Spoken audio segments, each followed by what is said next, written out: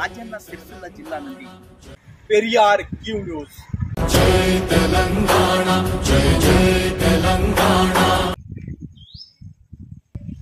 ఈరోజు గంభీరావుపేట మండల విద్యాధికారి కార్యాలయంలో కంప్యూటర్ ఆపరేటర్కు మధ్యాహ్న భోజన కార్మికుల సమ్మె నోటీసు ఇవ్వడం జరిగింది.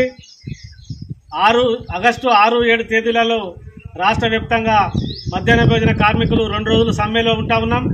మాకు ఉన్నటువంటి సమస్యలు 10,000 జీతం ఇస్తా అని చెప్పి హామీ ఇచ్చి ఇప్పటి వరకు అమలు చేయకుండా ఈ మధ్యాహ్న భోజన కార్మికులకు ఇవాళ ఒక్క కూరకు పైసలు ఇచ్చి 2 కూరలు వండాలని చెప్పి ఒత్తిడి చేస్తూ ఉన్నారు. మరి ఒక్క కూరకు పైసలు ఇచ్చిన పైసలు మరి 2 కూరలకు పైసలు ఇస్తున్నారు. ఒకటే కూరకు పైసలు ఇస్తా ఉన్నారు. మరి 2 కూరలు వండమంటారు.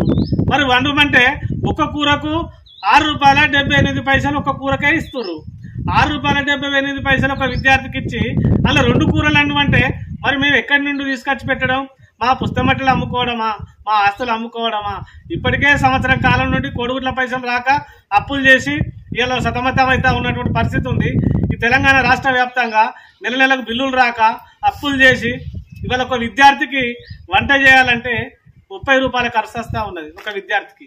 ఇలా ప్రభుత్వం ఇచ్చేది 1వ తరగతి నుంచి 5వ తరగతి వరకు ₹6.78. 6వ తరగతి నుంచి 8వ తరగతికి ₹10 జూన్ నుండి. అదే 10వ తరగతి 9వ తరగతి 10వ తరగతి విద్యార్థులకు ఇచ్చేది ₹13. అందులోనే కోడిగుడ్డుకు ₹6, వంట చేయడానికి ₹7. మరి ₹7 ఛాయత్తా ఉందా? ఇలా మార్కెట్లో పోతే భోజన కార్మికులకు ఇచ్చే జీతం ఎంత? 600. మరి 600 తోటి వీళ్ళ కుటుంబాలు ఎట్లా పోషించుకుంటారు? గత 24 సంవత్సరాల నుంచి మధ్యాహ్న కార్మికులను మోసం చేస్తూనే ఉన్నాయి. మనం మోసం చేసుకుంటా పోతే వాళ్ళు పుస్తమట్టలు అమ్ముకొని అప్పులు చేసి ఇలా వాళ్ళు అప్పులలో కూరుకుపోయినటువంటి పరిస్థితి ఉంది.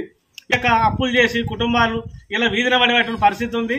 ఈ ప్రభుత్వం మొత్తం సరుకులు పంపించి 10,000 జీతం ఇచ్చి వంటలు చేయమని చెప్తాం. ఇలా సిలిండర్ బుడ్లు ఇచ్చిర్రు, పొయ్యిలు ఇవ్వలేదు. మరి పొయ్యిలు ఎవరు ఇస్తారు మాకు? మరి బుడ్లు ఇచ్చిర్రు, పొయ్యిలు మర్చిపోయారు. ఒక విద్యార్థికి వంట చేయాలంటే రేట్లు ఎత్తున్నాయి.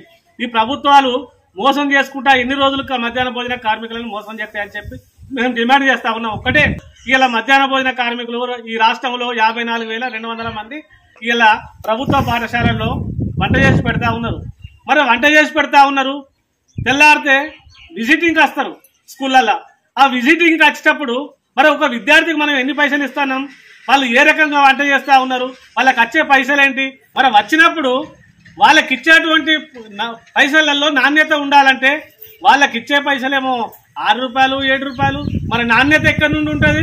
వీళ్ళ పిల్లలకు పౌష్టికంగా ఆహారం పెడుతున్నాం అని గొప్పలు చెప్పుకున్నట్టు ఇక్కడికి వచ్చేసరికి వాళ్ళకి బిల్లులు ఇవ్వకుండా వాళ్ళ డబ్బులు రాకుండా మోసం చేస్తున్నాయి తప్ప ఈ మధ్యాహ్న భోజన కార్మికులకు 24 సంవత్సరాల నుండి వాళ్ళకి మాత్రం ఇప్పటి వరకు వాళ్ళకి కనీస వేతనాలు లేవు, వాళ్ళకు ఉద్యోగ భద్రత లేదు, కనీసం సౌకర్యాలు లేవు బళ్ళల్లో.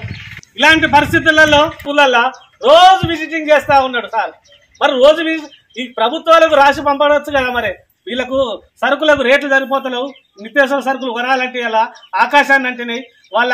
వాళ్ళకి ఇచ్చేటువంటి పైసలకు నిత్యావసర సరుకులకు పొంతం లేకుండా ఉన్నదని చెప్పి ఇలా 4 సంవత్సరాలు నిత్యావసర సరుకులకు విద్యార్థులకు మెచ్చార్జీలు పెంచకుండా 4 సంవత్సరాలకు ₹1 వేస్తే మరి 4 సంవత్సరాల ₹60 ఉన్నటువంటి మంచినూనె ప్యాకెట్ వల్ల ₹160, ₹170 ఉన్నది.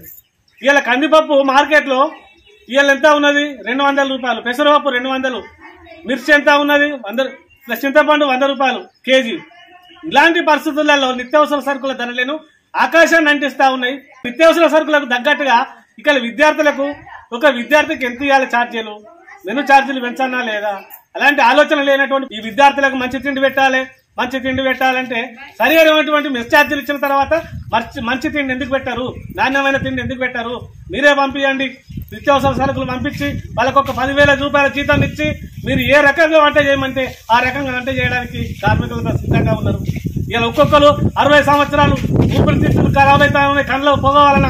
ఇలా సిలిండర్లు ఇస్తున్నావు. ఆ సిలిండర్లు ఇస్తే ఏం లాభం? మళ్ళా వీళ్ళని నింపుకోమంటున్నావు. ఒక బుడ్డి నింపాలంటే ₹1000 ఖర్చు వస్తుంది. మరి దాని ఖరీదైంది చెప్తారు ప్రభుత్వాలు. సిలిండర్ బుడ్లు ఇచ్చి ఏం చేస్తున్నారు? సిలిండర్ మీద అండాలి. మరి సిలిండర్ మీద అండుతాం కరెక్టే. రేపు సిలిండర్ అయిపోయిన తర్వాత ఆ బుడ్డి ఎవరు నింపియాలి? సమాధానం లేదు. మరి ఎవరు సమాధానం చెప్పాలి? ప్రభుత్వాన్ని అడిగితే మీరే నింపుకో. మరి మేము నింపుకున్నాక మేము నింపలేని పరిస్థితులలో ఉన్నాం కదా. ఇవాళ ప్రభుత్వాలు ఇలా గవర్నమెంటే మీ చేతులు ఉన్నది, మీరే సిలిండర్లు ఉచితంగా ఇవ్వాలి బళ్ళకని చెప్పి మేము ప్రభుత్వాన్ని డిమాండ్ చేస్తా ఉన్నాం. ఆగస్టు 6, 7 2 రోజులు రాష్ట్ర వ్యాప్తంగా మధ్యాహ్న భోజన కార్మికులంతా విధులను బంద్ చేసి సమ్మెలోకి వెళ్తున్నామని చెప్పి డిమాండ్ చేస్తా ఉన్నాను. నా పేరు మీసం లక్ష్యం, మిడ్ డే మీల్స్ జిల్లా సెక్రటరీ. మధ్యాహ్నం భోజన చేస్తున్నాం.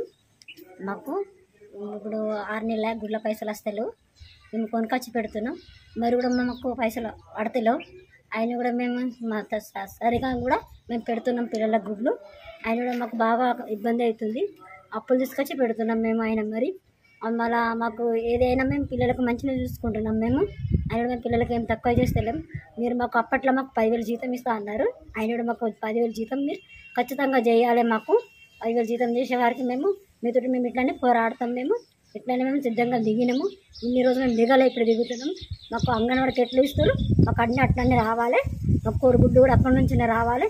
మాకు సరుకులు కానీ సబ్బులు కానీ అక్కడి నుంచి అన్ని సామాన్, పప్పులు, నూనె అన్నీ అక్కడి నుంచి రావాలి.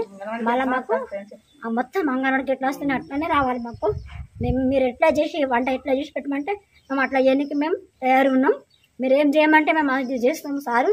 ఆయన మా మీద మీరు దయ చేయండి. మా మీద మీరు అవసరం అంటే మీకు మా గురించి సార్ మా గురించి ఆలోచించుకోరు సార్. మీరు మా గురించి ఒక్కసారి మా గురించి ఆలోచించుకోరు సార్. మీరు దయ చేయండి సారు.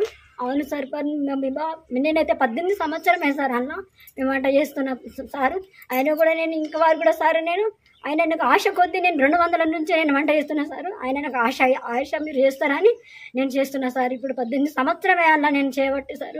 మీ ఆశ మీదనే మేము అందరం దిగినాం సార్. మేము వంట చేయడానికి ఆయన కూడా మేము మానేసుకుంటలేము. ఇలా కాకపోతే రేపు మాకు పెంచుతారని సార్.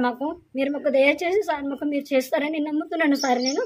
అవును సార్, పని ఖచ్చితంగా మాకు మీరు ఈ వచ్చే నెల వరకు మాకు అన్ని సార్. మేము 6, 7 తారీఖు నాడు మేము ఖచ్చితంగా కలెక్టర్ ఆఫీస్ కాడ దిగుతున్నాం సార్. నమస్తే.